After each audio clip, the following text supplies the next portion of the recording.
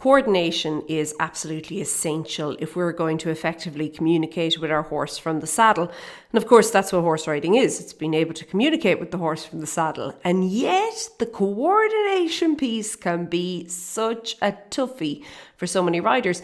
But I think one of the biggest challenges that riders have when tackling this is that they're not being specific enough. And that's what I want to talk about today, how you can identify your coordination issues and how you can begin to create a plan to, well, improve them for you and your horse. Okay, let's go.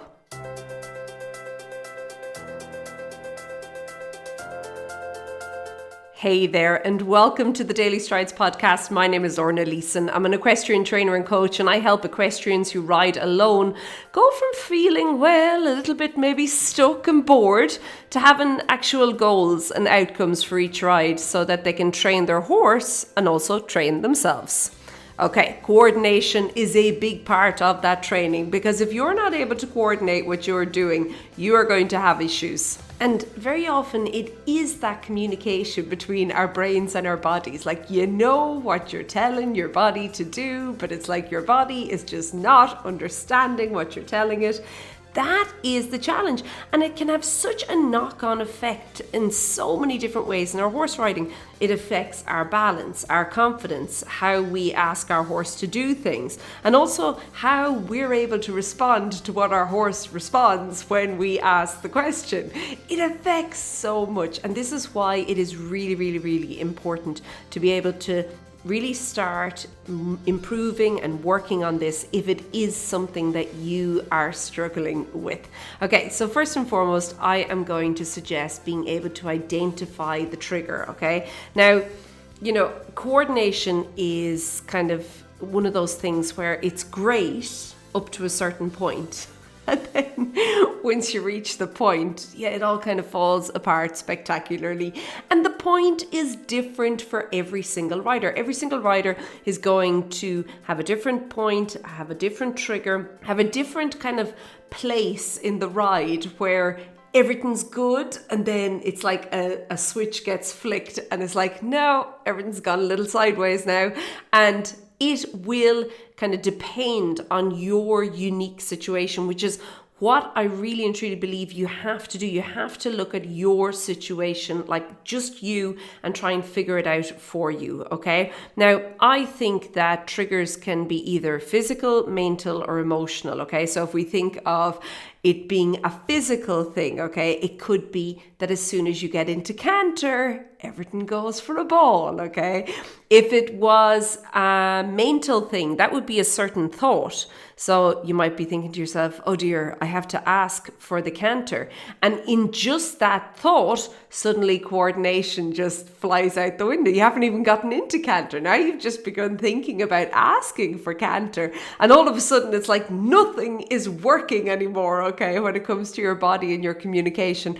And then, of course, you have the feeling, and that could be the fear of cantering. So it is going to be different for absolutely everybody.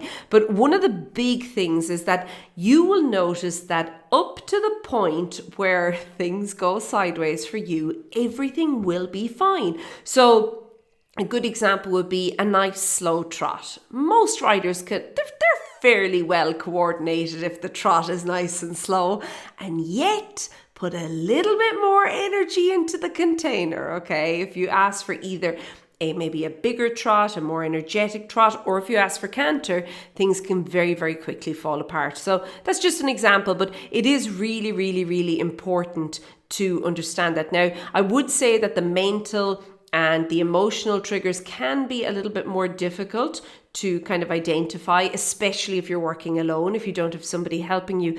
And because of that, self-awareness is going to be key to actually making that work for you, okay? And, you know, it might seem like your thoughts and your beliefs and your feelings aren't all that important, but trust me, they can be just as disruptive when it comes to the overall flow of communication between you and your horse. So it is something that does need to be dealt with, okay? Okay, from there, I would then suggest noticing what coordination is actually affected. So just like confidence, okay? A lot of people come to me and they say, I lack confidence, or I want to build my confidence. I don't have enough confidence. I struggle with confidence. confidence is like a really, really big, broad term that means lots of things to lots of different people, okay? And I really and truly believe that for riders, confidence and coordination are similar in that way. Coordination is very broad, it is very open-ended, and I think that part of your job to improve your riding is going to be to become more specific about what you can start working on and what you can practice to improve the skills, okay? So it really comes down to kind of tailor making something for yourself to help you, okay? But if we go back to kind of thinking about what coordination is affected, okay? Coordination, it could be that you know what you want to do, but you're just not able to do it. Or it could be that you're struggling to move one limb, let's say, without moving the other. I see that a lot. Somebody will like move their leg and then the other leg will just like follow suit, or their hand. You see that a lot with kids, like riders. They'll use their legs and their hands are like, I don't know, it's like they're trying to start a chainsaw or a lawnmower or something, okay? You get all this movement going on. It could be that you are shifting your weight to compensate for a weak muscle tone or strength. Now, this is a big one, particularly when people go into canter. They will, if their leg is not, or if they feel their leg is not strong enough, they kind of shift their weight. They do a little shimmy in the saddle, okay? And when they do it, obviously it affects everything else because, hey, everything's connected. But it is a big issue for them, okay? So noticing that as well, okay? Or it could be that you're struggling to apply one aid without unintentionally doing something with something else. There's lots of different ways that your coordination can be affected, okay? I just feels really, really important that you need to get clear on exactly what is happening and what you're struggling with, and then you're going to start there. And how you're going to start is you're going to then find exercises to help strengthen and improve yourself, okay? So I think that once you know, like, hold on, every time I ask this, well, my body is actually doing this, okay? Or every time we have to go through this situation, I end up doing that, okay? So it's really important that you identify it, but then you can begin to start testing yourself. So you can kind of set up or create these little, like, controlled situations where that test actually comes into it, and you can then really and truly begin to think about your riding and think about what it is you really want to do, and then begin practicing that. It's really, really important. So it could come down to school movements, like what school movements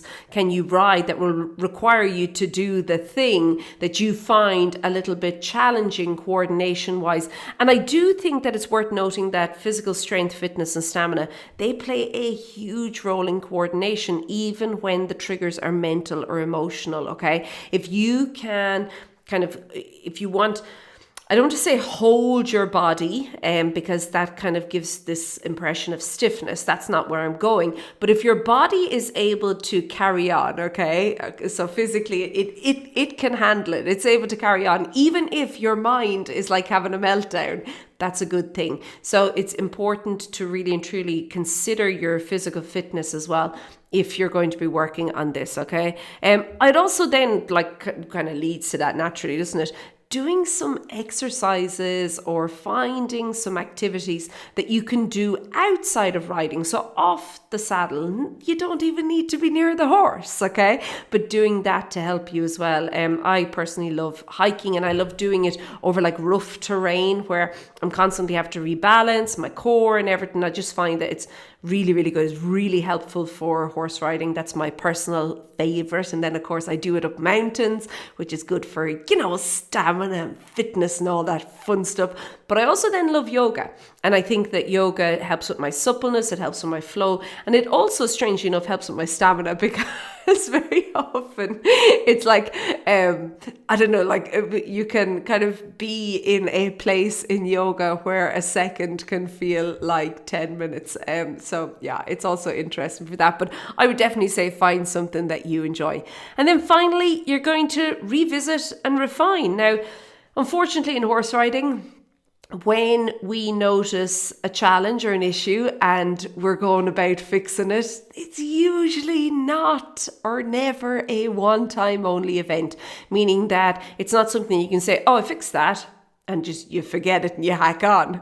That's not going to happen. You're going to have to keep going over it. And then what you might find is that over time, by continuously working on it in these kind of controlled situations, quote unquote, okay, you're creating the little test for yourself all the time, okay, that then when something bigger happens, when there's more kind of pressure added to the situation, whatever the situation is, you will then be able to almost automatically, or if not automatically, it may take a little bit of effort, but you actually will be able to do what you want to do in the situation.